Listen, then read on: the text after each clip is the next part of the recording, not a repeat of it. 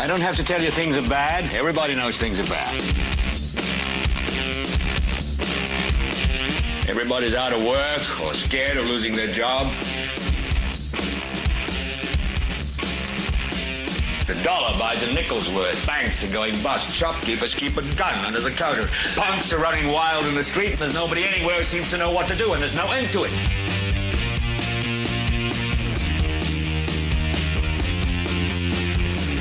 The air is unfit to breathe, and our food is unfit to eat. And we sit watching our TVs while some local newscaster tells us that today we had 15 homicides and 63 violent crimes, as if that's the way it's supposed to be. We know things are bad, worse than bad. It's like everything everywhere is going crazy, so we don't go out anymore.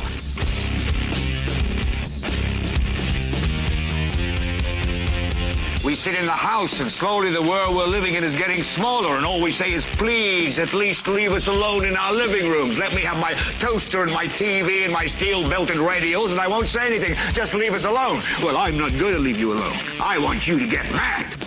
I don't want you to protest. I don't want you to riot. I don't want you to write to your congressman, because I wouldn't know what to tell you to write. I don't know what to do about the depression and the inflation and the Russians and the crime in the street. All I know is that first, you've got to get mad.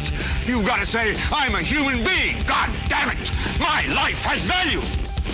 So, I want you to get up now. I want all of you to get up out of your chairs. I want you to get up right now and go to the window, open it, and stick your head out and yell, I'm as mad as hell, and I'm not going to take this anymore. Hello there, ladies and gentlemen. The few of you that are here at the moment, welcome, welcome, welcome. As we kick off this this Sunday evening, man, it's officially already dark at 9:05. I'm afraid that the fall and winter time is upon us, ladies and gentlemen. For the last several months, as I've sat here going live at 9 p.m. or a few moments thereafter, I've sat here where just the faintest of light has poured in this window over to my left-hand side here. And all of the sudden,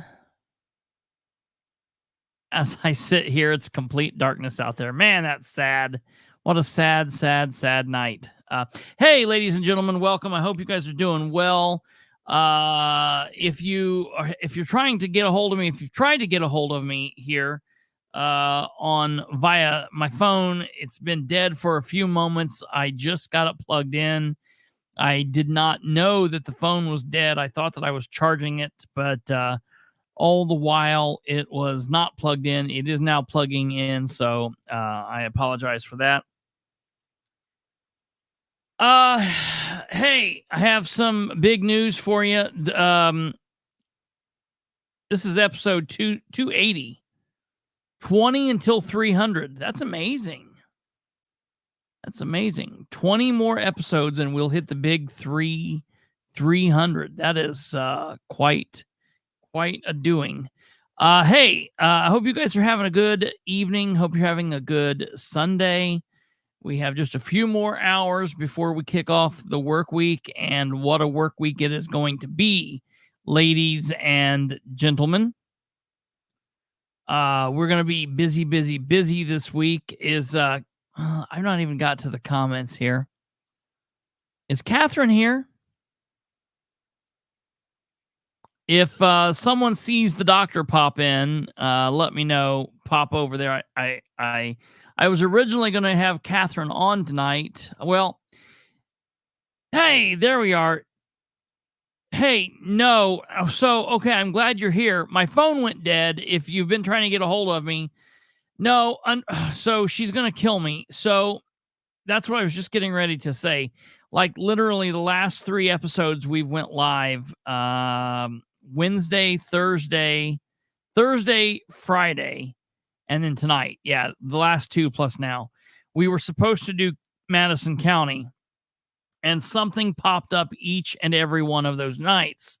And on Friday, I was like, oh yeah, we'll do Sunday. That'll be fine. But I did not realize when I said that, and it's all because of freaking Labor Day. Because Labor Day last weekend, we didn't have the meeting. We've got a Muncie Council meeting this Monday, and then we've got the town hall Thursday. We have the debate on Tuesday. And so here's the thing. I want to be able to give you, Catherine, the time that we need to get through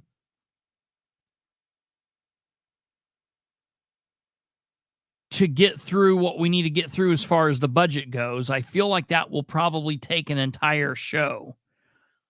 But everything that I've had up to this point also has taken the entire show. Plus what goes on Monday will take the entire show. So here, yeah, we would need that is definitely true.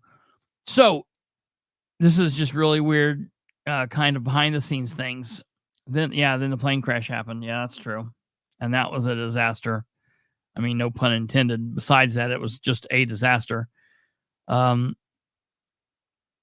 So if you have the budget meeting this coming Tuesday, let me ask you, do you have time Wednesday then that you could come on? Because I literally just put this entire show together and put out there that we're supposed to be having a special guest on Wednesday. And he literally just told me that he cannot come on Wednesday. So yes, we are live right now.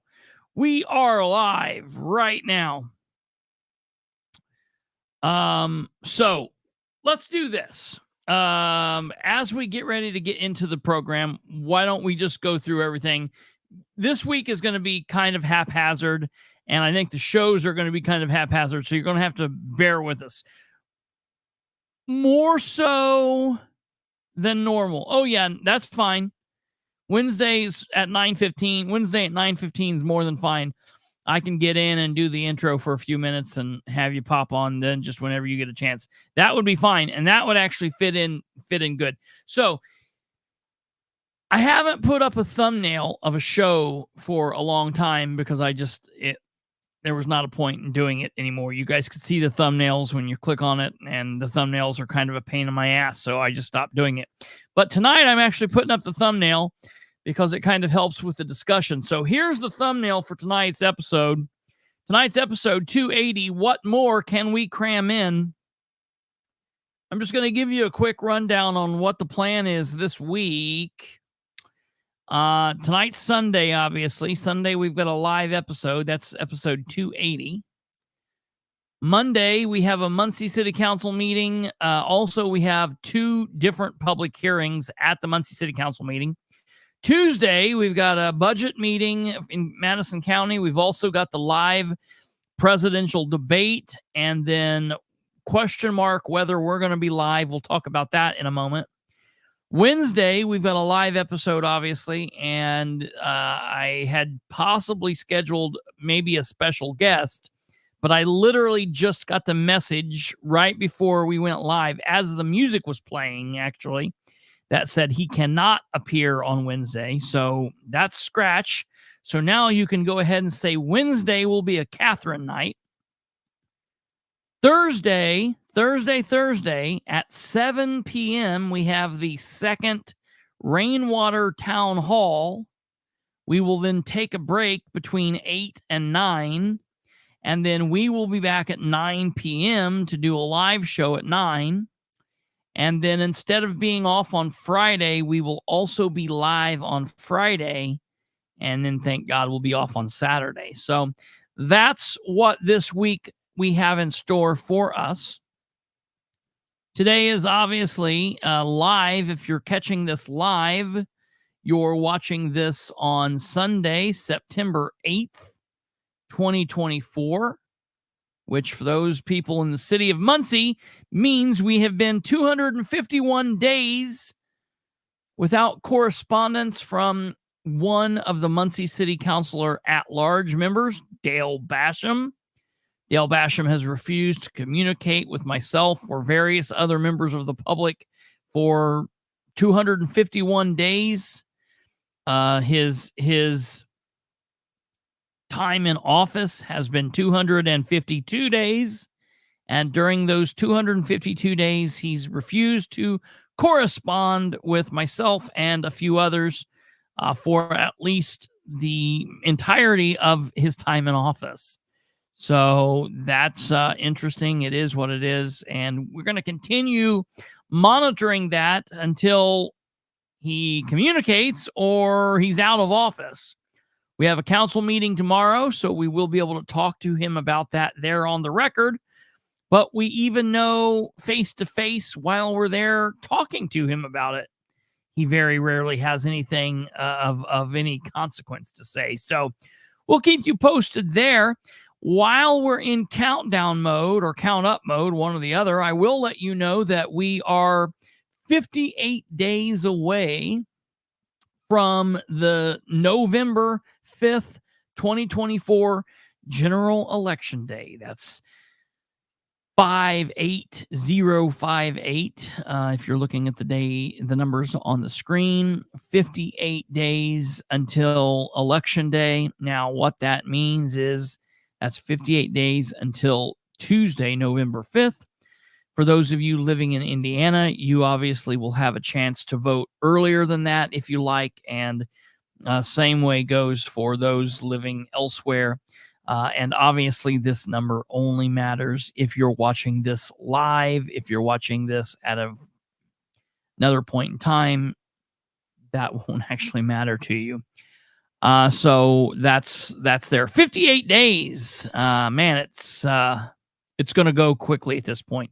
I always say, I can't believe we're under 90. I always say when we get to 90 days of the election, it from there, it just jumps quickly. But the fact that we didn't even point out 90 days and that we're now under 60, it's going to be rather ridiculous. So we're going to go ahead and jump straight into it because we've got a lot to talk about this evening, and we've got a lot to do this week. This is going to be a busy week.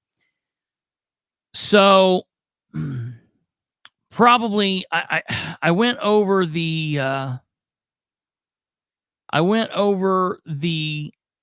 thumbnail, but I feel like I probably should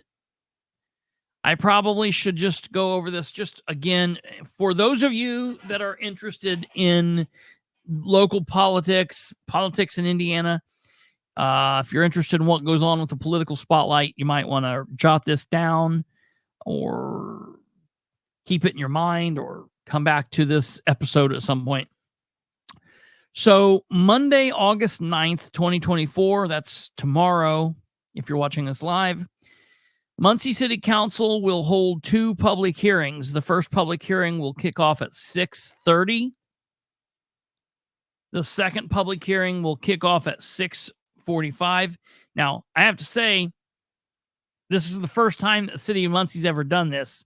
Generally, they just have one public hearing, and then everything goes based off that. So I don't know if this was because it was the administration who put the stuff through for the budget, and that's the reason they're doing this. That's why it's kind of course, if they're doing it, it's going to be a little, bass-ackwards.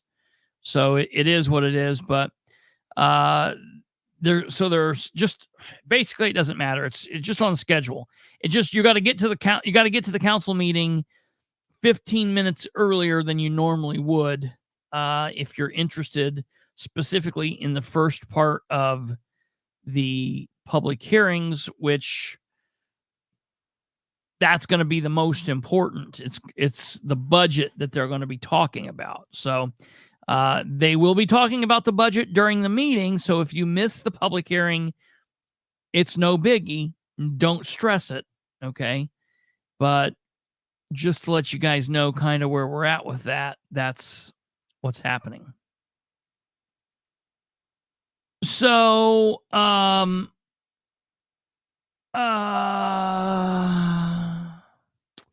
right, here's what's going on. We're gonna go through this together. We'll just go through everything and we'll get through. I'm off. I can't see comments at the moment.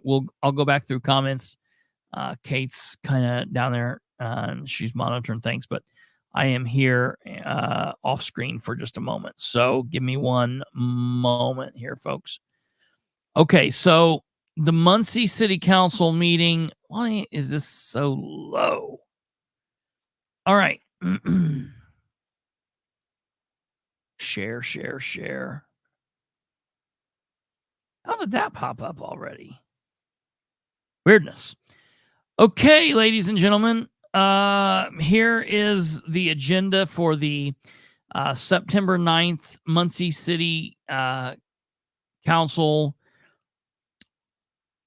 meeting and public hearing. So 6:30 p.m. we will go through in a public hearing fashion, which means they will read the ordinance number. They will basically say public hearing, ordinance 2124 and ordinance for appropriations and tax rates proposed the 2025 municipal Muncie public transportation budget. Does anyone have anything to say about that? Hearing nothing, we will go on to ordinance 2224, an ordinance for appropriations and tax rates proposed at the 2025 Muncie Sanitary District budget. Does anyone have anything to say about that? And then if no one has anything to say about that, they'll say ordinance 2324, an ordinance for appropriations and tax rates proposed 2025 Muncie civil budget. Does anyone have anything to say about that? And then a couple people might get up and say something or whatever, but then at that point, they will say, okay, the public hearing, I assume they will say this public hearing is closed. And if it's, say they do that within the first 5 minutes, they do that by 6:35, then they will take a little bit of a pause, I guess. I can only assume that's what they're going to do with the 2 times here. I've never seen this before. Then at 6:45, I assume they will start the second public hearing, where they will talk about Resolution 824, which is a resolution just for an economic revitalization area. Then Ordinance 2024, which is appropriations for the Muncie Police Department. And as we said last time we talked about this, the fire department went through appropriations and asked for appropriations at the last meeting. And anytime one of the departments like this goes through and asks for a large chunk of money, the other one is not far behind. So fire department did it last time. Knock, knock, knock. Here the City of Muncie Police Department is doing the same thing. Then the regular meeting will start at 7 p.m. Now, all of these things are open to the public. Everyone is free to attend. And matter of fact, if you are a citizen of Muncie, if you live, work, or play in Muncie, I would highly recommend you attend these in person. If you cannot attend the meetings in person, we will be live streaming these meetings for you. They will be live streamed right here.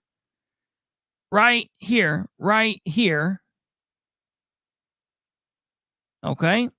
And then they will also be live streaming it on their weirdo pages where they don't answer any questions or take any comments, apparently. So don't go there. Tune in here. You can see it here, and we've got a better crew anyways. All right. From there, then, the meeting will start at 7 p.m. Pledge of Allegiance, invocation, citizen recognition, roll call, approval of the minutes, appointments to boards and commissions, committee reports, and then they will go through ordinances previously introduced, which is 1624. That's the fire department appropriations that I talked to you about. Now, keep in mind, they've already had some of it paid for through the Board of Works. We talked about this last time. So basically, this is just a quick, it's already done. It's their money. It's okay. I'm okay with this amount of money. I'm okay with what's happening. I'm okay with how it's going down. And it will be passed 9-9 So it'll be what it'll be.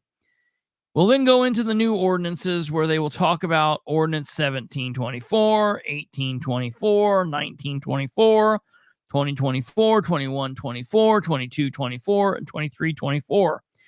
Those first couple of ordinances, 17, 18, 19, and 17 through 19 are all dealing with zoning and or various other things, traffic schedules. 19, they're going to be lowering a speed limit in an area where it needs to be lowered. So, that's all pretty standard. No big deal.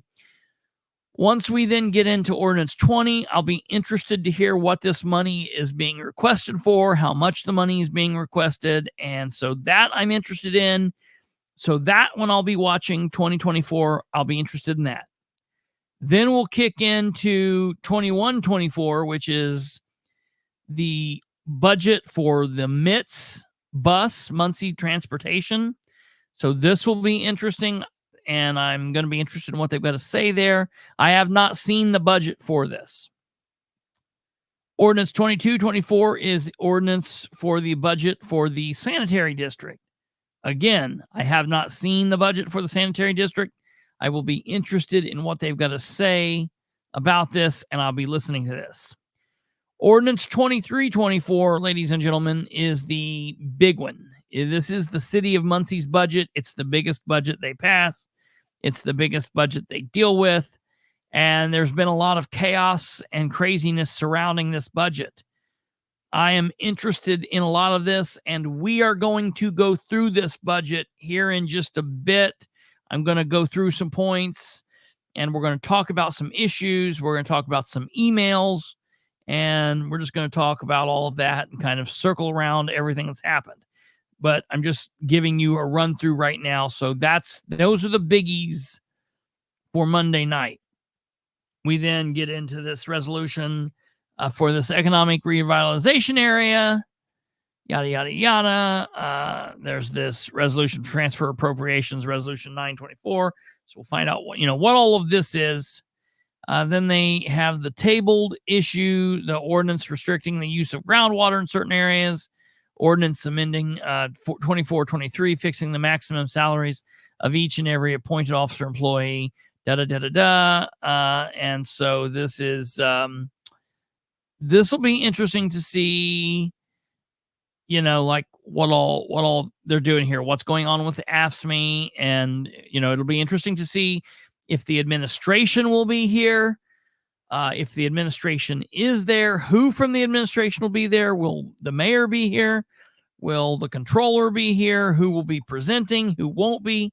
Because they've been having some issue showing up here in the last little bit. Bets. Will Dan be at the meeting? Yeah, I'm interested. Do you think that do you think that the mayor will be at the city council meeting? Let us know in the comments if you think that the mayor will be there. Let us know if you think that he will be. If he won't be, let us know if you think the controller will be here. I'm going to tell you, this is a meeting that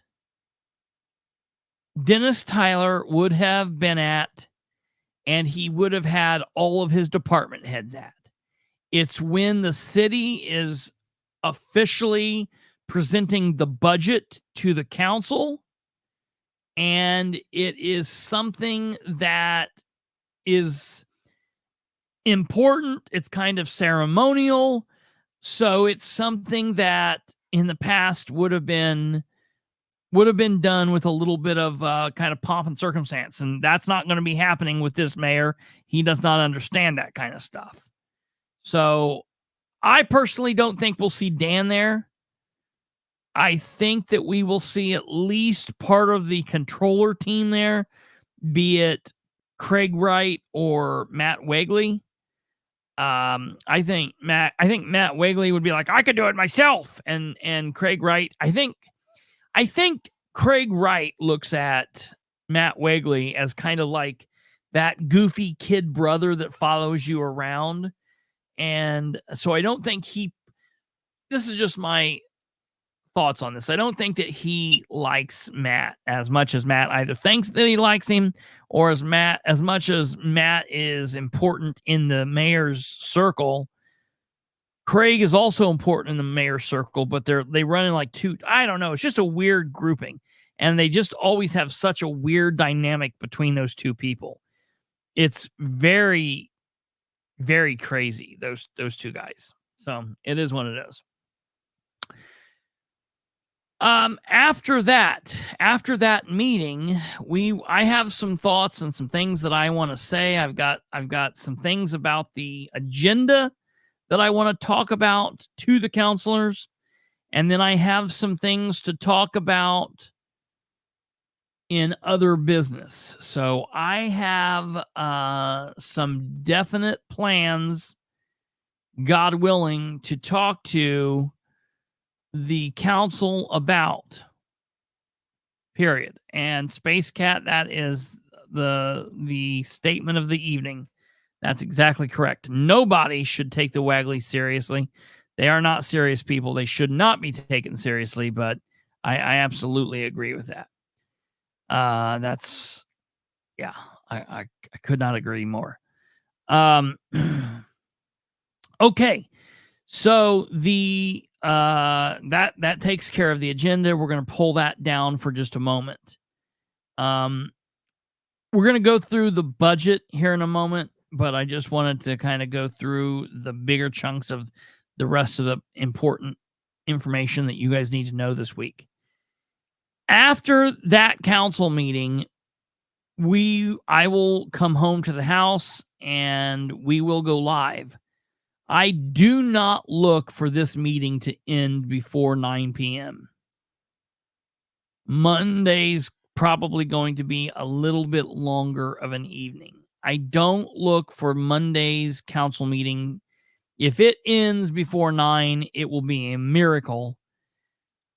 But I see it probably being more like we'll be home about 9:30 probably. So just FYI, for those people that are watching, don't forget, we will be live tomorrow after the council meeting. We'll be live in the closest 30-minute window after the meeting ends. So, but I hate saying that because if it's really late, we'll go live as early as possible. As close to 9 as I possibly can go. We will go live as close to 9 as possible. That's what I'm trying to tell you. So just be on the lookout. The biggest thing that you guys could probably do to make sure that you don't miss that, if you're interested, which there's no way to miss it because it's on YouTube, because bottom line is, if you miss it and you don't watch it, you can always come back and watch it the next day. No biggie. But for whatever reason you would want to watch it live and would not want to miss it, you can always subscribe to the channel. You can always click the bell and set up the notifications on your phone and do all of that crap. And then you will be able to get the notifications for when we go live. We know what Stumblefoot. So yeah, you can do that. Hey, while we've got this up here, it's a good time to remind you to hit the like if you haven't, share the show, comment, yada yada yada. You know what to do. It's YouTube. So yeah, that's that. So we will be live tomorrow. I'm pretty certain that Audie will be on with us. I think that he kind of likes that position, being the 10th counselor on the show, doing the recap. I know that he's got himself a big boy job and he does big boy things now. So I don't know. I have not confirmed it 100% with him, but I'm pretty sure that he will be on. And so we will do that. It'll be interesting to see what's said. Okay. Next up from there, Tuesday, and this is very important. So Tuesday is the big debate, and I'm really conflicted because I was going to, way earlier when the debate was first on for the 10th, and we knew that. Obviously, we would live stream it at 9 because it's going to be on at 9 p.m. the same time we are, and we would just do that and give commentary. I will be in Indianapolis with the various people from 93.1 WIBC. I have not talked to Brandon. I've thought maybe if Brandon and Kate were interested in live streaming the debate, that they could, if they were interested in doing that, they could do that. And then when the debate ended and I was on my way back, like we did that one time when Audie was on, when I was down there with them for an event, I could then like pop on my way home. But if Brandon is tied up and can't do it, if Kate would rather not do that, however they want to do it, if they don't want to do it, we just won't be live Tuesday. And if that's the case, then what I'm going to do is, since there's no Board of Works on Wednesday morning, I'm going to get up and I would then record the debate on to our channel and release it on our channel. So the debate is on our channel so people can watch it there if they so choose. But then obviously we would like to talk about it at some point. So talk about all of that. So I have a couple different thoughts. I've also thought maybe if they don't want to live stream the debate Tuesday night, that maybe I could set the duck up to go live after the debate, just coming home and do kind of a, that kind of thing. So you're just going to have to kind of play it by ear on Tuesday. I will talk with Brandon and Kate tomorrow. I'll talk with Kate at the end of the show, and I'll talk with Brandon and Kate tomorrow, and we will let you guys know tomorrow during the day and tomorrow during the live what to expect Tuesday. So we won't just leave you hanging. You'll know what to do. That's just there. But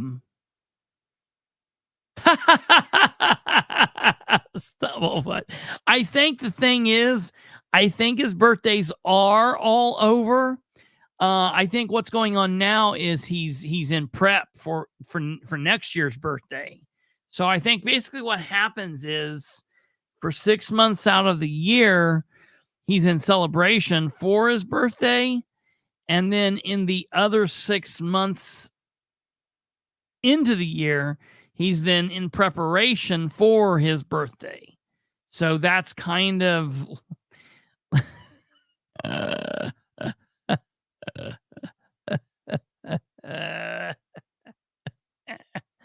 that's hilarious. On top of that, I am now hearing, when we first popped on, that Tuesday evening is also going to be Madison County's budget meeting night.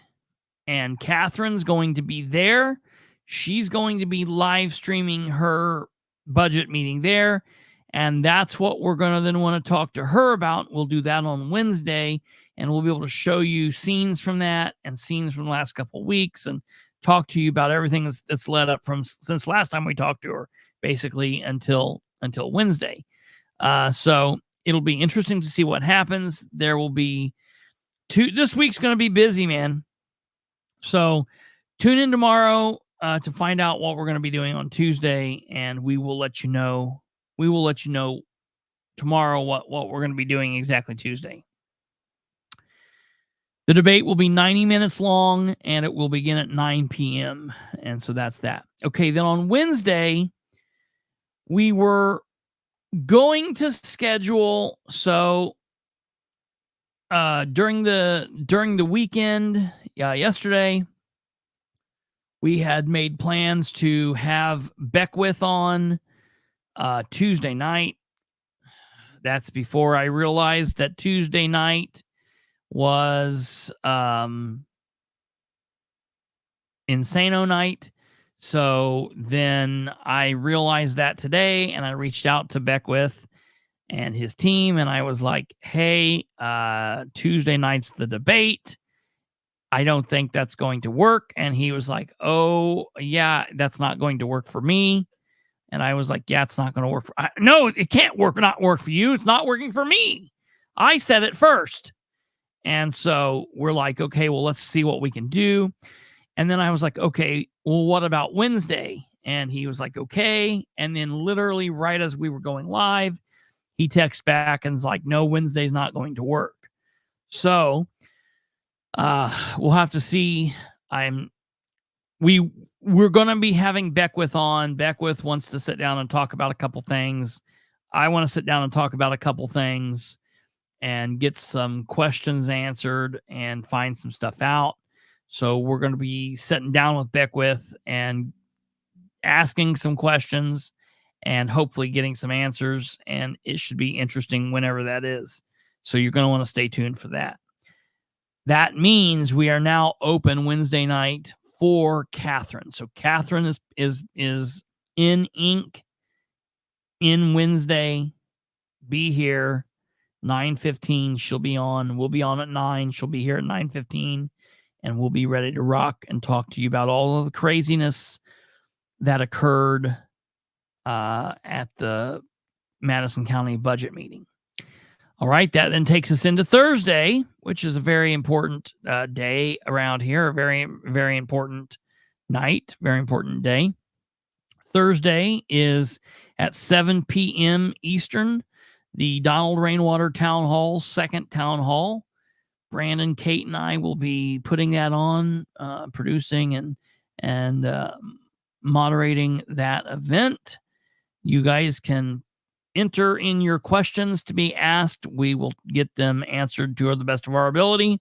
That will be between 7 and 8 p.m. You can submit your questions to the Rainwater Town Hall events by going to the following link, Rainwater for Indiana. That is Rainwater. And I'm pretty sure that if you do Rainwater, the number 4 Indiana, it works. Or if you do Rainwater FOR Indiana.com, it works. But just to be on the safe side, do Rainwater for Indiana FOR.com/contact, and you can enter in your questions. For those of you super duper duper fans that are here right now, if you have specific information that you want to ask him,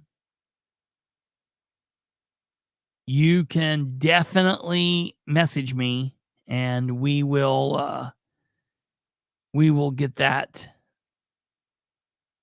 You can message me here like today or tomorrow and we'll get that going.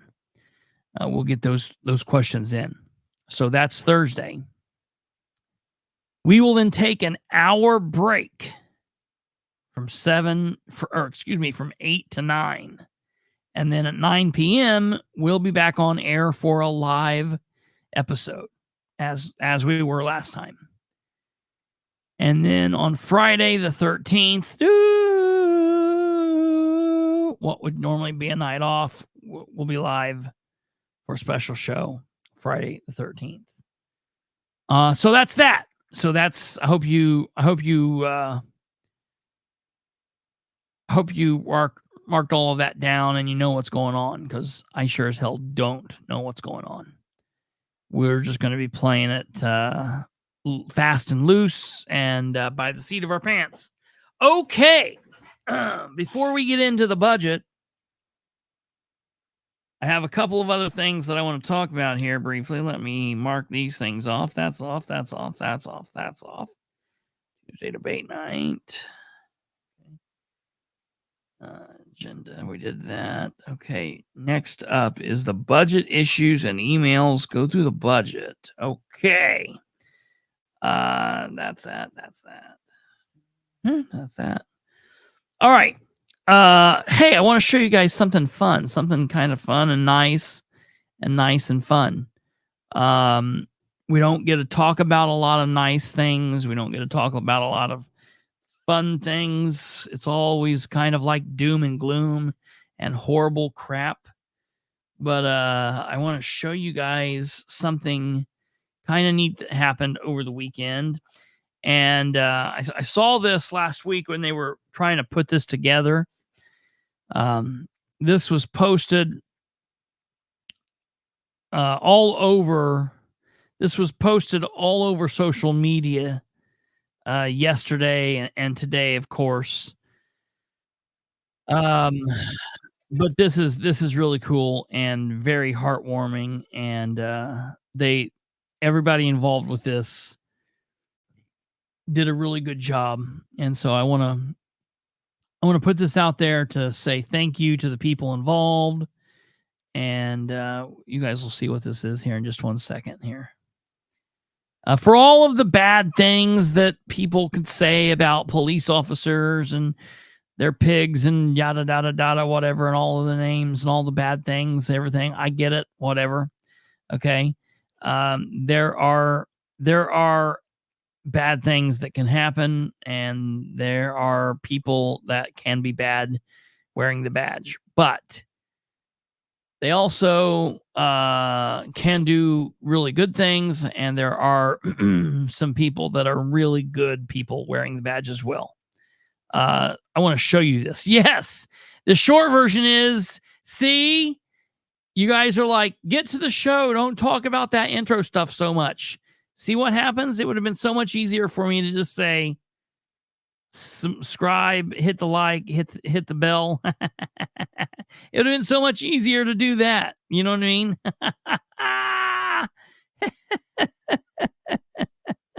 That's hilarious. All right, look at this really kind of cool thing that happened here. Oh, I don't know if we're froze. We might have been froze there for a second. All right, look at this really cool thing that happened here. Watch this. Here, dude. Showing up for you. Poor kid, you're going to jail, man. Yeah, you going to jail. Look, I told you. They're showing up for you, man. Yeah, you going to jail? You gonna put your hands behind your back. Uh-oh, man. You're in deep trouble, dude. They told you. coming to get you. Yeah. So excited. Oh. This is cool. Yeah. So you doing all right?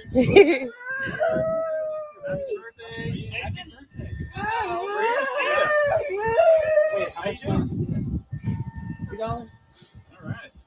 So I got 3 right there. You got 3 right there? Okay.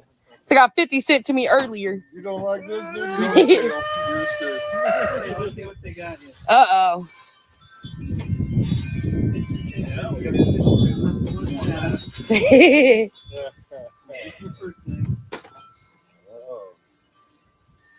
Grab bag, right?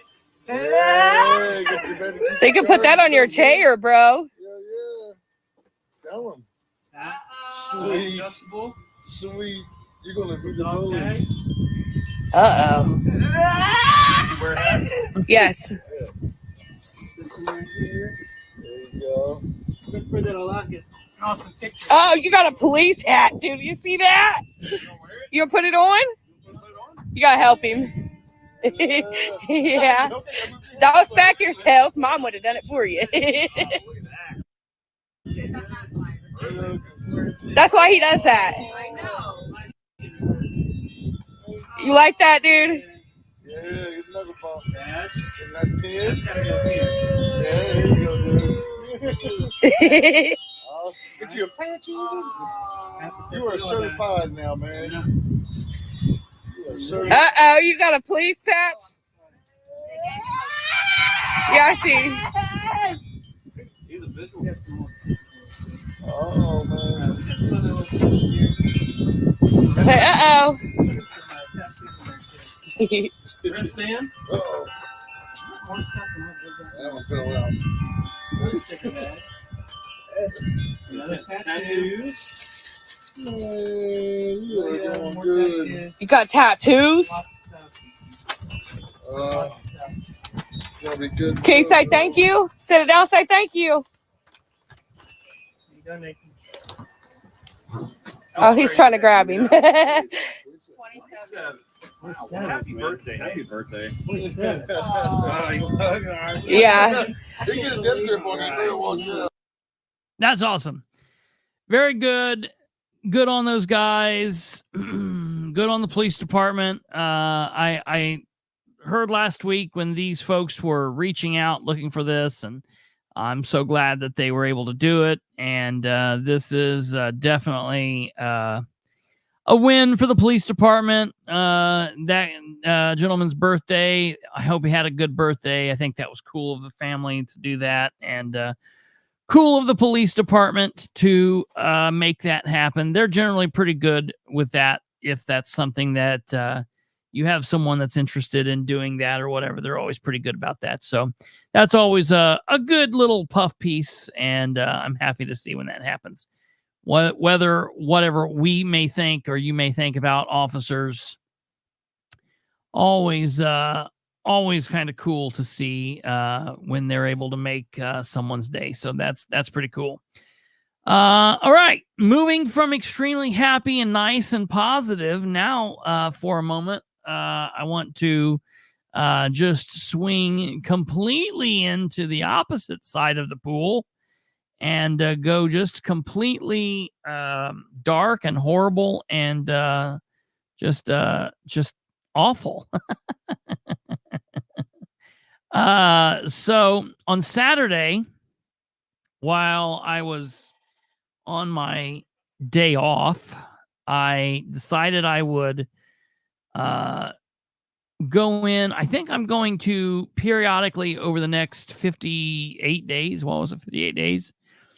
I'm going to take a look at various ways in which Judge Kim Dowling has been a detrimental force in our county, and look at the ways that Judge Dowling has been just absolutely a disaster of a judge. And not talking about her as a person, not talking about her as a wife or mother or friend or whatever. I don't know her as that way. Matter of fact, I can even say that back in the day, she was very helpful to my father in a situation, and I was very thankful for her. But man, she got on that bench and she just absolutely lost her mind. And so I wanted to focus on a specific instance that would let people know why it's probably time for a change. When Delaware County voters head to the polls on Tuesday, November 5th, 2024, they will have a choice for the first time in 12 years regarding the judge on the Circuit Court 2 bench. See, it's important for people to know that judges don't serve 4-year terms. Judges serve 8-year terms. So when you, or excuse me, check. They serve 6-year terms. So when you vote and elect for a judge and they win, they will be on the bench ruling over that bench and over that courtroom and over everything that happens in it for 6 years. So she's been on the bench for 12 years, and in her first election to the bench, there was no opponent. And in the re-election, and there should have been re-election opponents that time because she had been a disaster in her first 6 years. I think in the first 2 years, she had started doing some of the craziest things that she's done. And I was just shocked that there was nobody to run against her when she was up for re-election. And I remember saying that night when I knew that she had easily just strolled into another 6-year term, we cannot allow that to happen next time. And so I had some people in mind that I wanted to run and tried to make it work, but it didn't. Andrew Ramirez stepped up to the plate, and he's an unknown entity, really, as far as that goes. But as far as I'm concerned, he cannot be. And if he's worse than her, then we'll boot him out in 6 years. But she should be done. Your choices are obviously re-electing Judge Kimberly Dowling, Democrat, or current Deputy Prosecutor Andrew Ramirez, Republican. To me, there's no question about who voters should choose. Now, I want to be very clear. What I am getting ready to read, 6.66 years, yes.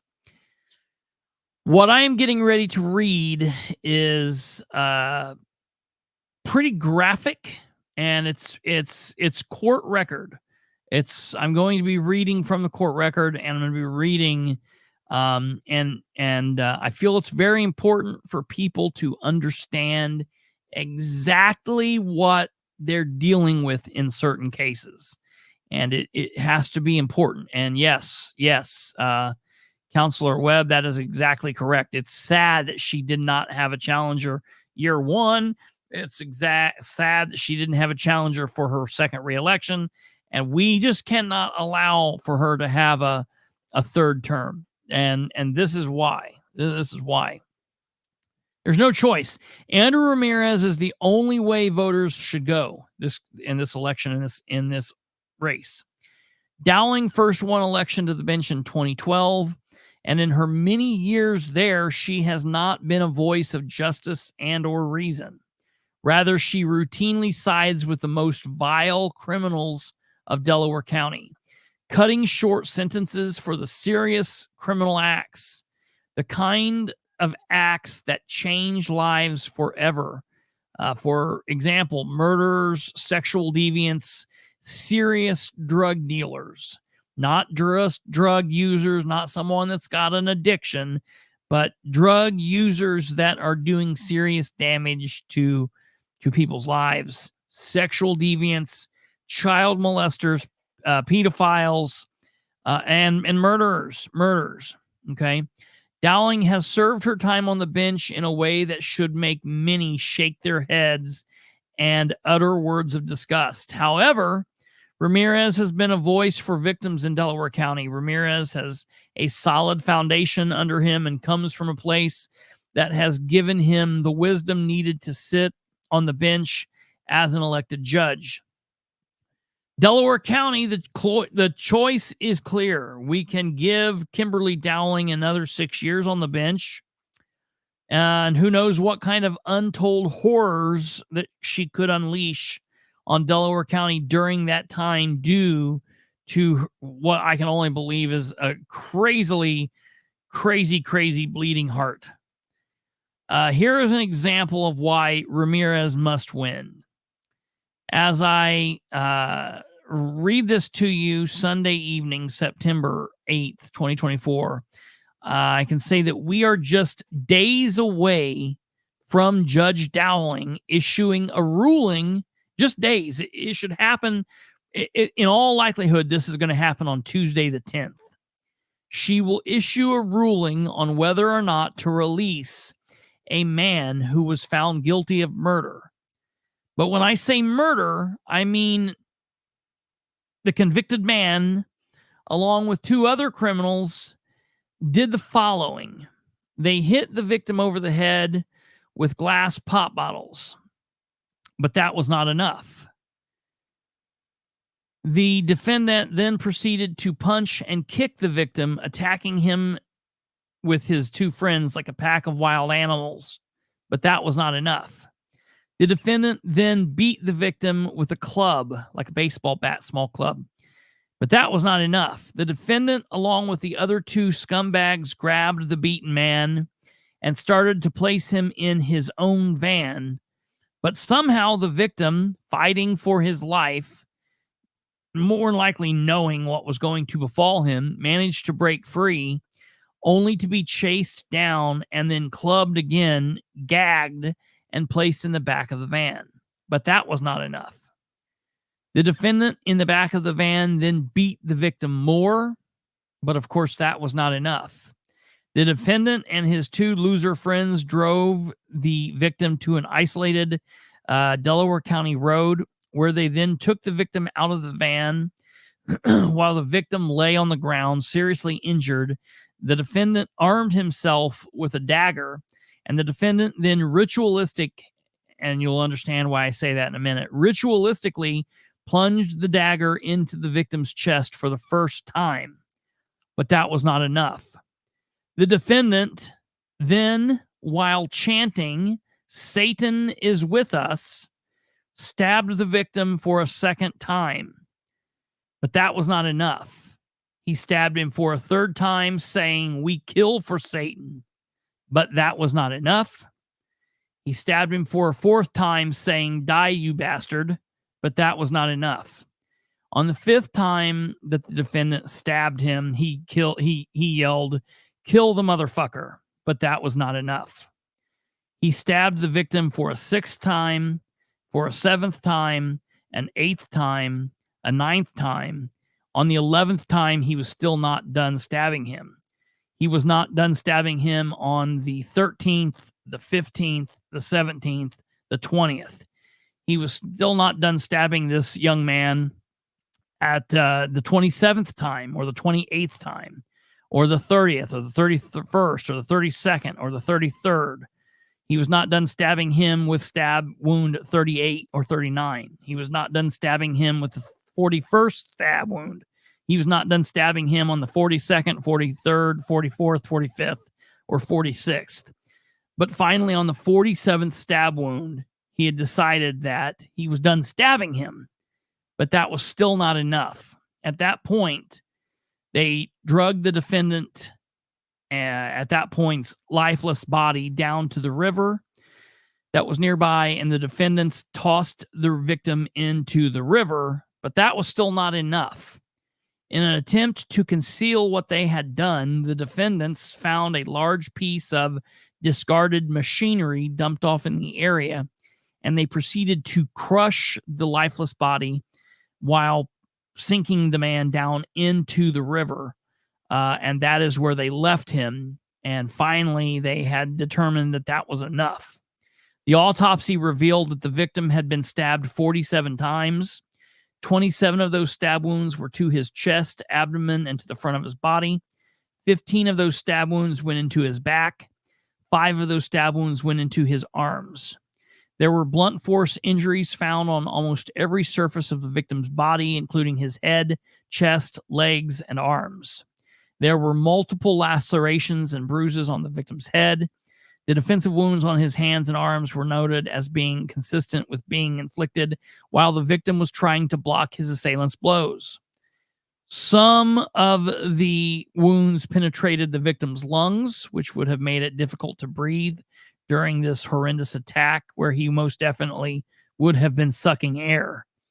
The victim's heart had been penetrated by the stab wound, which is just absolutely a mortal blow, even once. But I'm sure that it happened multiple times. Once the wounds were inflicted, it would have taken the victim minutes to die. On February 24th, 1991, a police officer in Palos Heights, Illinois, performed a traffic stop on a van, which just so happened to be the victim's van that these miscreants had stolen from him after they killed him. The defendant, while driving, was pulled over. The defendant made the following statement to police officers: "We killed him." When the officer asked whom, the defendant said, "Some queer." On May 13th, 1993, the defendant was convicted of the following: Count 1, murder, felony. Count 2, robbery, A felony. Count 3, criminal confinement, B felony. Count 4, battery, C felony. Count 5, auto theft, D felony. On June 24th, 1993, the court sentenced the defendant to an aggregate sentence of 141 years. Rightfully so. That sentence to me makes sense. Of course, the defendant appealed the convictions and sentence. However, on July 14th, 1994, the Supreme Court of Indiana affirmed the trial court on all issues raised with the exception of the lesser conviction of auto theft. They said that the auto theft should have been rolled into the robbery, and therefore the auto theft was not appropriate to charge and to sentence him for. So the defendant's sentence was adjusted by the trial court due to the issue with the auto theft. His sentence of 141 years dropped to 138 years. I'm fine with that. That's appropriate. Now, it's important to understand that Judge Dowling had nothing to do with any of that. Any of making sure the defendants were held and in making sure that the defendants were tried and making sure that justice was served, Dowling had nothing to do with. Dowling enters the conversation from this point forward, though. On February 8th, 2016, the defendant filed a petition for post-conviction relief in Delaware County Circuit Court 2 with Judge Kimberly Dowling presiding. A couple months later, on October 27th, the court held a hearing on the petition. On June 21st, 2017, the court entered an order where Dowling found the defendant's sentence was excessive and the petition for post-conviction relief should be granted. Accordingly, the court, meaning Judge Dowling, set the matter for resentencing. On March 15th of 2018, Judge Dowling held a resentencing hearing. At the end of the hearing, the court resentenced the defendant by imposing a time-served sentence, providing the defendant's immediate release. The court ordered him to be returned to the Department of Corrections to be processed for release that day. Judge Dowling said, "Oh, this guy's done too much time. He should be released right now." The state of Indiana, under prosecuting attorney Eric Hoffman,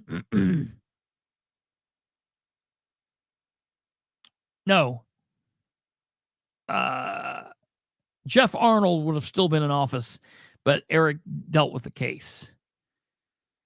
Deputy at the time, Chief Deputy Prosecuting Attorney Eric Hoffman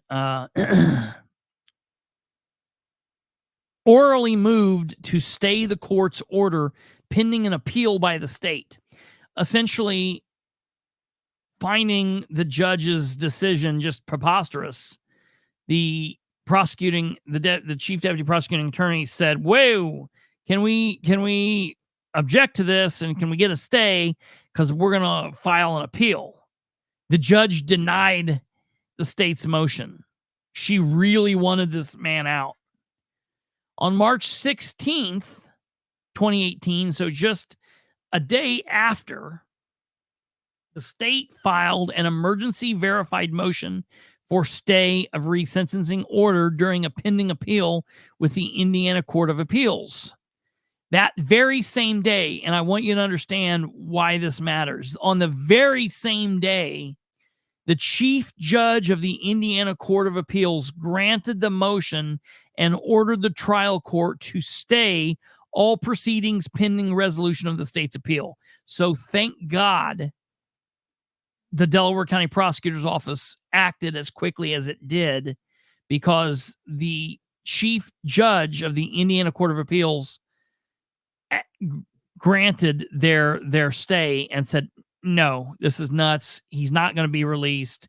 We're going to let this go through the process." And things don't happen that fast. So this must have been totally egregious in their eyes for this to occur. The Indiana Court of Appeals ultimately reversed Judge Dowling's order on resentencing. So they said, no. In my words, they said, "No, you're nuts." In their words, they said, "That doesn't work." On November 20th, 2020, on a transfer, the Indiana Supreme Court vacated the Court of Appeals decision. So basically, they've been fighting this because now he had a judge saying that he should be released. So now he kind of had a leg to stand on. So he then was fighting this now. And they essentially said, this needs to be vacated, and basically a decision was reached that said that the sentence needed to be reduced by 50 years, making him now serving an 88-year term, which, okay, I'm fine with. We cut off 50 years. He has to serve 88 years. I'm fine with that. But apparently that was not done. That was not enough, because on July 14th, 2023, the defendant filed a petition to modify sentence, and the state of Indiana filed an objection to the petition. The objection stated two reasons for the state's position. First, the state believed that the petitioner needed consent from the prosecuting attorney to file such a petition, and no consent was obtained, and that's what the rules state. Secondly, the state asserted that assuming that the defendant had the authority to file the petition for sentence modification, given the nature and circumstances of the crimes for which the defendant was convicted, the defendant should never receive a modification of sentence.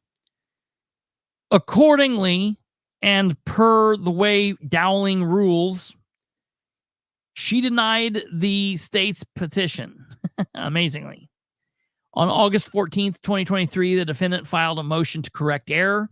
On October 29th, 2023, the state filed the state's consent to hearing on defendant's petition for modification of sentence. The state's consent withdrew any procedural argument that the defendant is required to have the state's consent to file a petition. However, the state reserves the right to object to the petition at evidentiary hearing. In the state's consent to a hearing, the state outlined its potential objections and evidence. On November 15th, 2023, the court granted the defendant's motion to correct error. Just absolutely insane. On July 8th, 2024 and August 9th, 2024, the court held a hearing on the defendant's petition for motion of sentence. And we are now, ladies and gentlemen, waiting for Dowling to make a ruling, which I fully expect her to issue sometime next week. And it's unbelievable to me that I can read the story that I just outlined for you and think that there is a possibility that she's going to free this man. But I fully believe that she's going to. I get it. 144, 138, 188 years, whatever. It's a long time for a defendant that committed a crime at the age of 17. But anytime you want to start feeling sorry for that 17-year-old man that did that, all you need to do is compare that to what his victim got. And to me, that is why Dowling is not fit in any way to be reelected. This is just one of a plethora of bizarre situations she has placed herself in as judge. Delaware County deserves better. We need Andrew Ramirez as Delaware County Circuit Court 2 judge. Remember to vote for Andrew Ramirez for Delaware County Circuit Court 2 judge on Tuesday, November 5th, 2024. Absolutely insane. Absolutely nuts.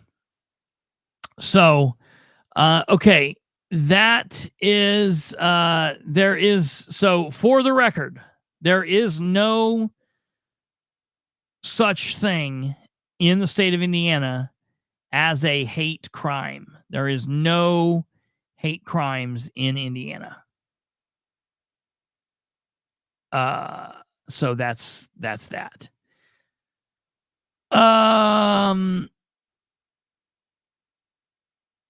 Was this done against the family's wishes? Do you mean the family of the victim?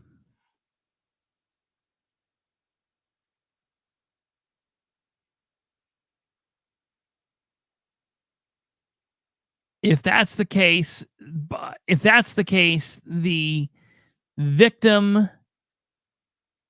victim's family does not want this man released. Yes, they do not want this man released. And so yeah, that's that. Okay, well, I need to get ready to go into the budget meetings, but like every other time we have a disagreement, I have to put it in your court. All you need to do is send me it's very easy. For every law in the state of Indiana, there is what's called an Indiana IC code. So if I, for example, wanted to look up possession of marijuana, I could Google possession of marijuana, Indiana code, and it will tell me Indiana code 3542, da da da da da da da da. If I want to look up the laws on Indiana public access laws, I can type up Indiana public access laws, Indiana code, and it will tell me that. So if you can find me and if you can present, and you don't need to, you can text it to me if you want, or you can email it to me. But if you want to take the time to Google state of Indiana, I'm not talking about federal. I'm saying in the state of Indiana, there are no hate crimes. All you need to do is put the Indiana code in the text box, the same place you just wrote I did. Because what you sent me, I understand what you sent me. You sent me the case. Here, let me real quick. This is just might as well get this done. Because I get what you're saying, and I don't want anyone to be misled. This is not the case that you sent me is not an Indiana state crime hate code. There is no hate crime in the state of Indiana. Let me pull this up here real quickly.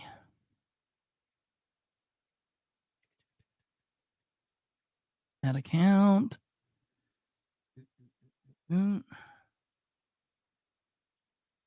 Next. Oh, I knew you were going to do that, you asshole. Let me pop it up here. Just 1 second here. Okay, here we go. Got it right here. Holy crap. Holy crap.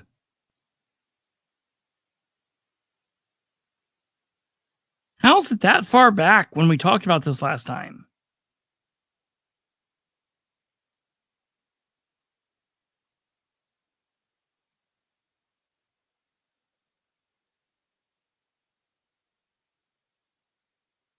No, you didn't send me anything. You just sent me words. Yes, I have this. But I'm saying, okay, that's what I thought. That's the reason I want to read this. So, oh, you said don't put this on your stream. Okay, well, all right, I won't say this then. So, but just again to clarify my point, there's no actual code here. So, what you would be talking about more than likely is you would be talking about a civil rights violation, a 1983 federal civil rights violation. So I would say probably what they did was the person was charged with a crime in the state of Indiana with state crime, and they then probably then filed a federal lawsuit against the said person and was able to go through the federal court at that point. However, that's still not a hate crime. And keep in mind, what I'm saying when I say this, I'm talking about even when people dress up like the Ku Klux Klan, even people, let's just say, burning a cross or the things that people do down in Indianapolis periodically when Tony Katz talks about it, because he's Jewish. So anytime it's of interest to him, when anytime someone, makes like a swastika on a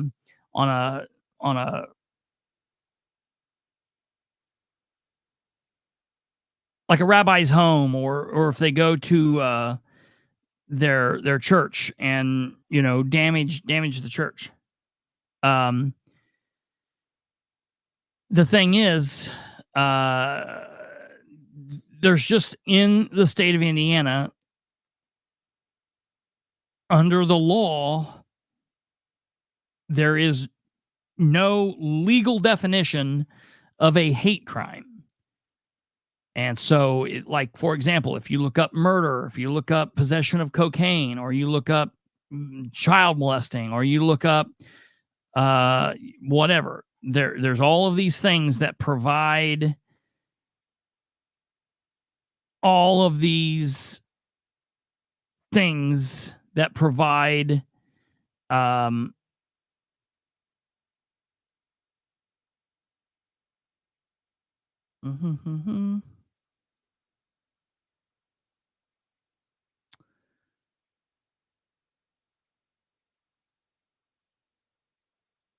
let me see here.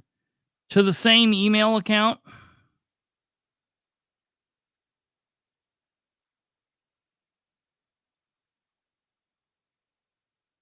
Yep, we're straight away. This is not an Indiana. This is in the United States Court of Appeals for the 7th Circuit. Oh yeah. I'm absolutely wildly aware of this. I didn't know this is what you were talking about, but yeah, absolutely. And so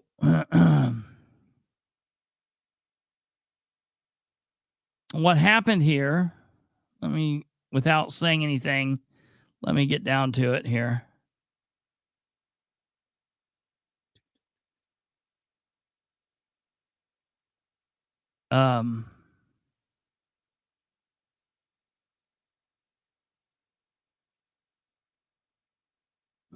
Mm-hmm.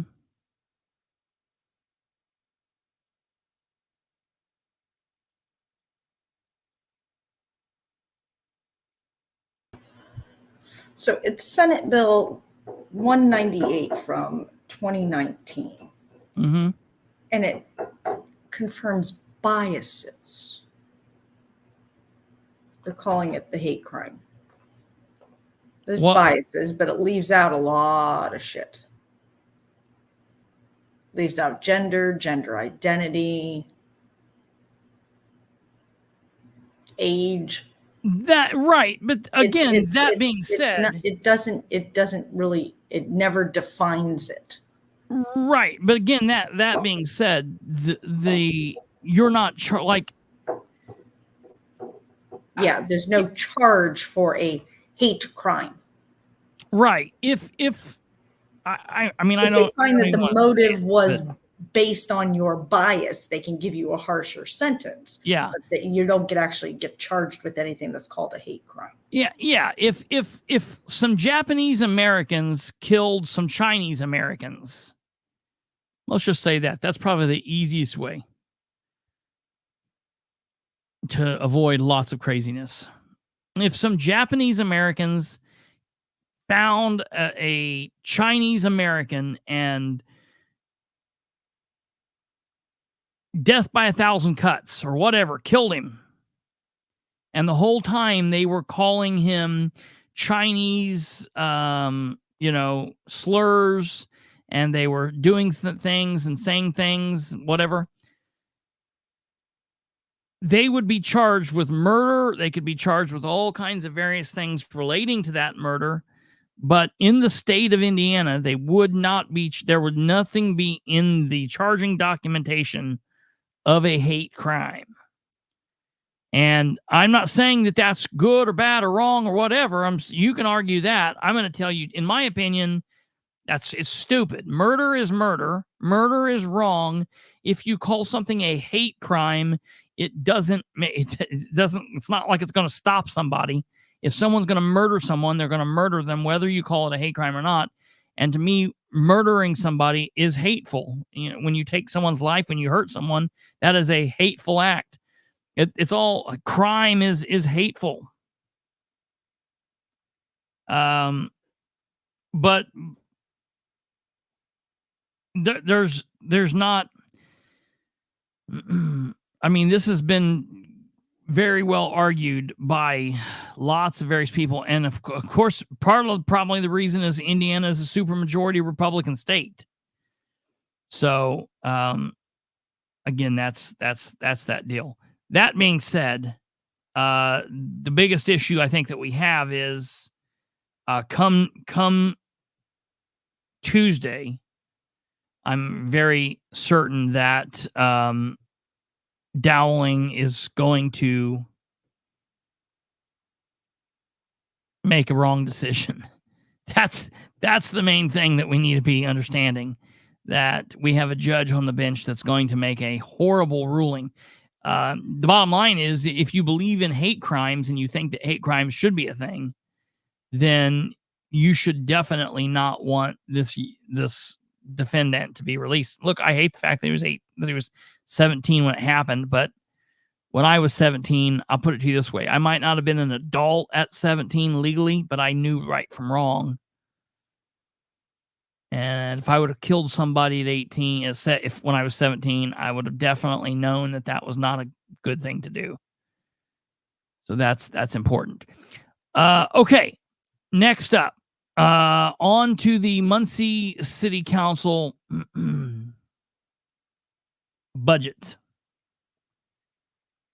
This budget thing is it's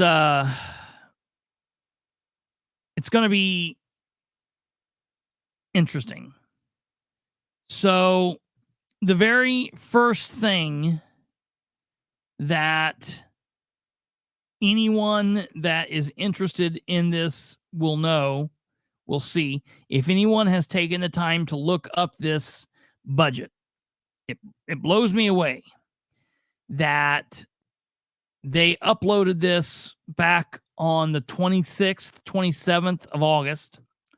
And when they uploaded it to the City of Muncie's Municode, where it's uploaded for everyone to see on the city's website, they uploaded the wrong thing. They uploaded a half-complete budget. So the very first thing that we all found when we first talked about this, the very first night we talked about this, that there's a lot of the budget that's missing. It's still missing. So I sent out an email to the powers that be in City Hall. And I said, what's the deal? Why do we not have a proper budget? Why are we missing here? The budget from 2022 was assembled differently, but it had 50 pages. The budget in 2023 was assembled the same way this one is, and it was 71 pages. The budget in 2024 was assembled the same way this one is, and it had 69 pages. However, this proposed budget only had 27 pages. And so really, it only has 20 pages, because 7 of those pages are not the actual budget part. So technically it's got even less. And I sent this to the mayor, to Craig, to some of the council members and various people. And then I sent them clear-cut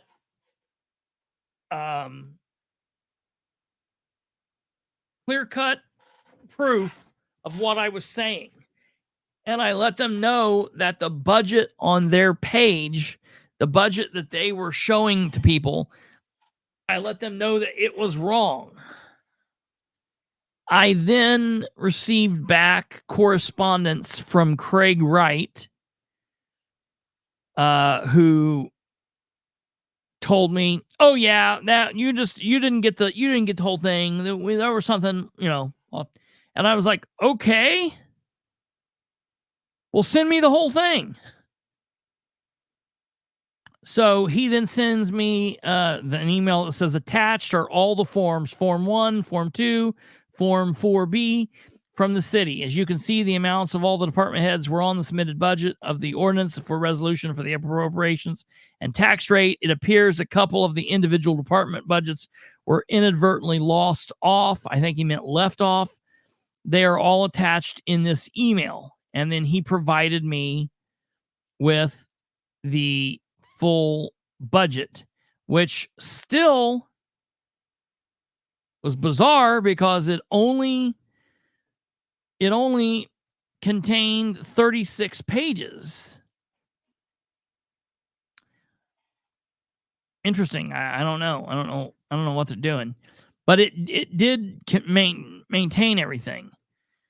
So they did send this to me. But what's important to know is, if I want to get, right. That's exactly right. The main thing is, I was concerned, as Kate said there, as we look tonight, it's still not updated, which is bizarre because I was afraid that the council, and keep in mind, there's 9 people on this council, 4 of which have never done a budget process before. So I kind of started getting worried that, oh my God, they're not going to know what to do. So I sent out an email on the 5th. That was Thursday. That said, I'm sending this email to all of you to ensure that you have the correct information concerning the proposed 2025 budget. I'm assuming that you would by now. However, I didn't want to leave it to the mayor's administration. Unless you contacted the city controller, you might have the correct. Unless you contacted the city controller, which you would, if you did, you would have the correct information. If not, you wouldn't. For your information, the email I'm sending you contains 5 attachments. I have created links for those attachments and posted those in the following email so you can easily click them while reading along. The links and attachments are in blue. And then I let them know on August 30th, a source sent me what they call a full copy of the city budget. When I opened the file, it was missing a lot of information. Specifically, it seemed as if there were shorter than other budgets in years past. And then I told them the same thing. And I sent, here's what I was originally sent. When I realized this, I went to the city's website to see if it had been uploaded there. Sure enough, that initial budget there was only 27 pages. It was uploaded on the city's website. Even today, as the day I sent this, Thursday, September 5th, the city still has an incomplete budget uploaded on its website 5 days later. You can see the picture that I've taken here to show you. I emailed Controller Craig Wright about this on Monday, September 2nd, asking about the missing pages, and he replied, and he said the following, which I already read you. As you can see from Controller Wright's email, he sent the corrected full proposed 2025 budget in that email on Tuesday, September 3rd. What he sent did have the full budget line item. Therefore, I wanted to ensure that you all had that. There is a good chance he sent that corrected full budget to you. But then again, the incomplete budget is still on the city's official website, and this is the Ridenauer administration. I'm referring to, so who knows? In that case, I want to ensure that you do have the proper proposed 2025 budget, which you can find here. And then I sent them the full link. And you can find the 5 attachments also below here. And I sent them the attachments again. And then I sent that off to the council. I then sent a follow-up email to Craig Wright on Friday saying, just a reminder, the budget on the city's website has still not been updated. Can someone take a look at this? I have not got a response back from that. Of course, Dale Basham didn't respond to any of this. A couple council people have responded, and so at least I know they have the full budget now. Okay, I'm good with that. I've talked to people a couple different ways, so I'm happy with that. I'm really afraid, folks, that the controller was not sending the right budget or the full budget to the council. And if that is the case, that is absolutely nuts. Absolutely nuts. It just blows me away to think about that. So, I guess we'll find out tomorrow. I'm going to ask on the record, like, what the hell? I also plan to ask about on the record tomorrow, again at some point, why Basham refuses to answer any kind of communications. I think I'm going to finally have ready.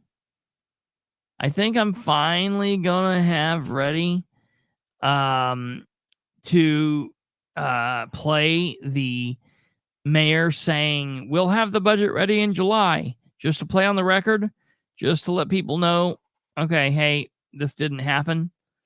It'll all determine on if my phone is charged or not. I have a hard time keeping that thing charged. So we'll see what happens there.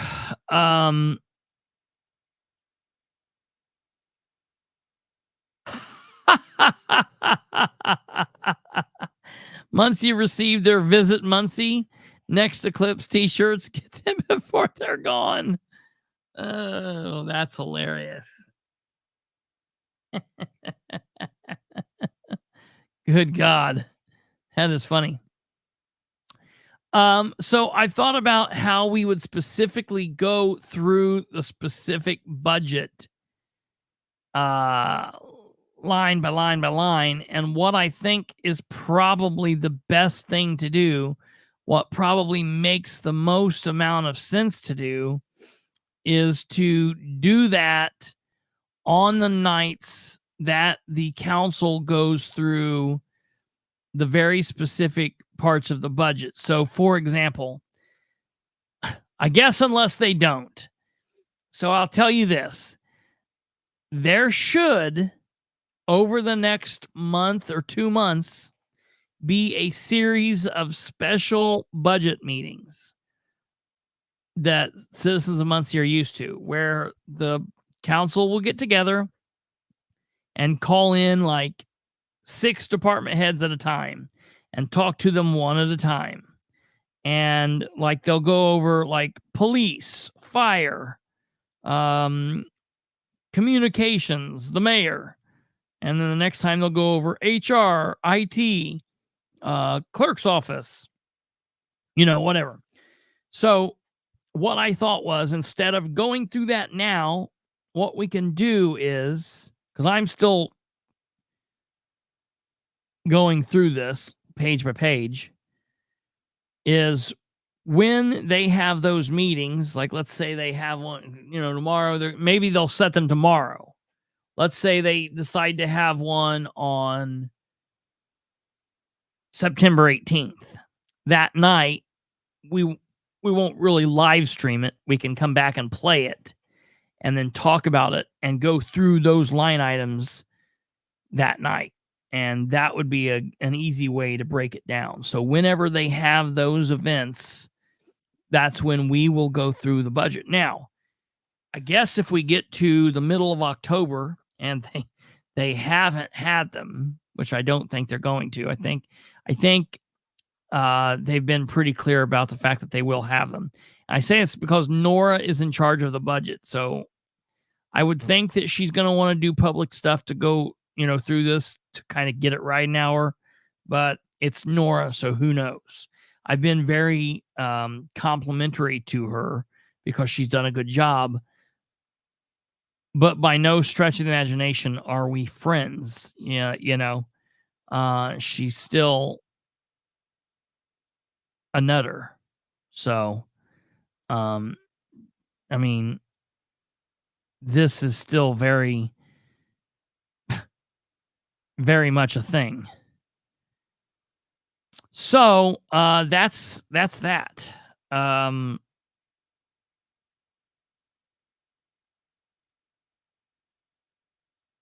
Was there one more thing I wanted to say before we left?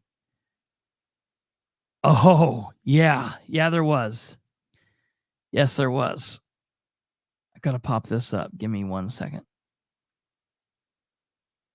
So, and this has got nothing to do with anything else we've talked about. This kicks back to an earlier conversation we had a couple episodes back. But I just wanted to, so that's basically the breakdown of everything that's going on this week. I wanted to go through that with you. I wanted to have a chance to talk to you all about all of that and let you be aware of kind of what was happening and when everything would be happening, yada, yada, yada. So you would know kind of what was going on. That said, to know what's going on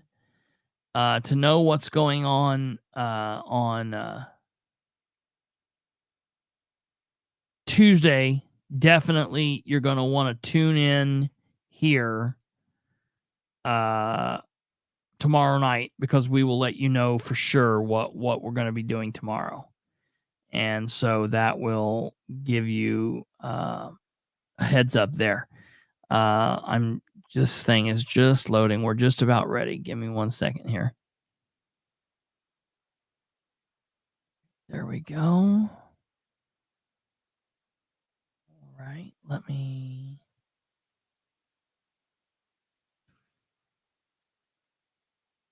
This scares the ever-living shit out of me.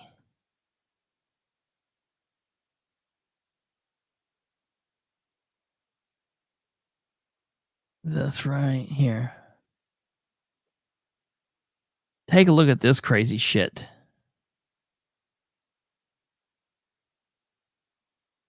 Have you seen this?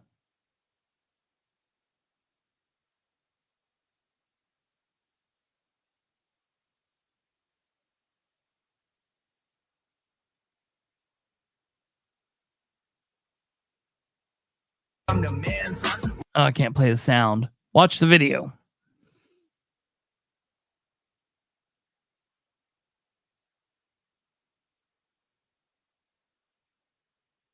There's Dr. Fauci.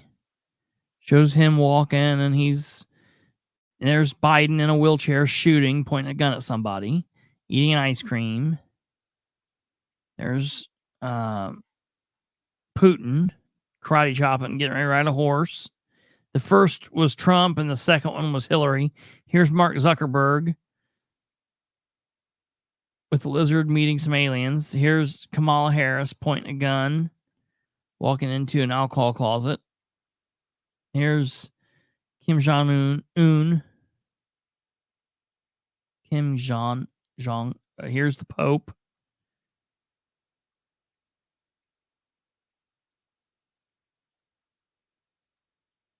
There's President Xi. There's Elon Musk. There's Musk. There's Trump. There's Zuckerberg. There's Biden. There's Putin. Xi. There's Hillary. It's all these idiots. So this is okay. This is the first part that you didn't get to see.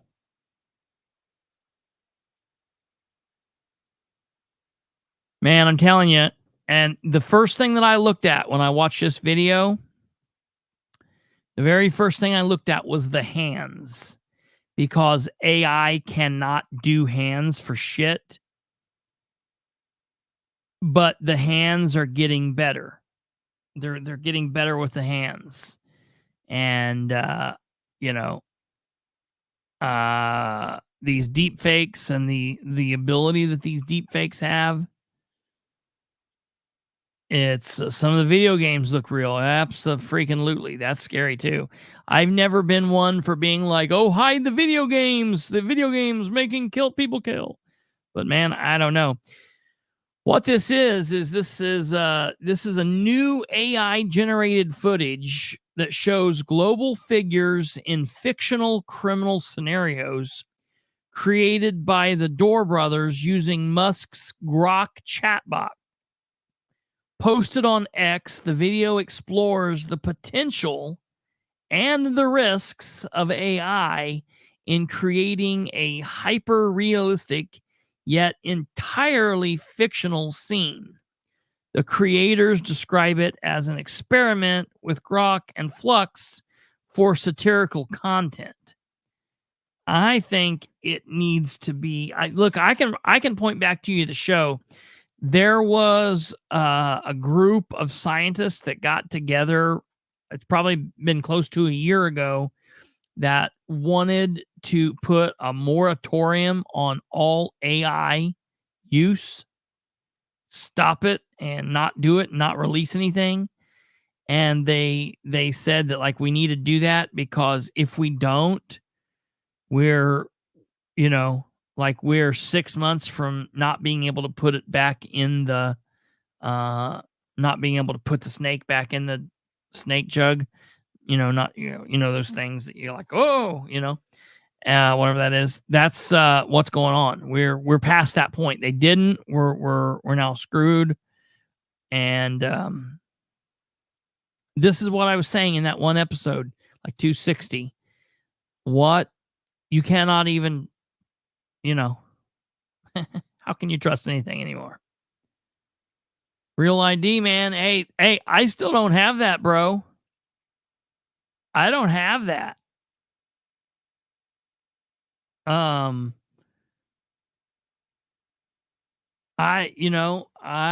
don't have that on my Indiana driver's license. I've not done that. I'm like, I guess I don't need to go in a federal building or fly, because I don't need to do that. I don't know. I'll do some research on it and talk about it. Yeah, that's something that's interesting me. We can talk about that coming up. That'll be really good.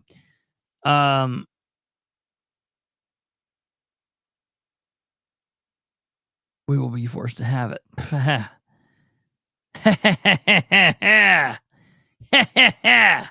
I guess you don't know me. I don't need to travel anywhere. Ha ha ha. Why you think I got those? Well, never mind. All right. Well, all right. Hey, you guys have a good evening. You guys hit the like button, do all that stuff. You know what to do. Don't leave us hanging. Give us a like before you leave. We would greatly appreciate it if you do. Share the show with everyone you know. This is going to be a busy, busy week. It's going to be a fun week, and we'd like to share all of that fun with all of you. So until then, if it's okay with Bilbrey, I'd like to post a podcast I sent you to the chat. Yeah. Play it. Play that. Play it. I'm going to send it to... matter of fact, I'm going to send that to Catherine and have her look. I'll get a hold of you. Man, this is going to be a busy week. I'll try to get a hold of you tomorrow. Tomorrow will probably be the least busy during the day. I'll try to get a hold of you. I'll text you.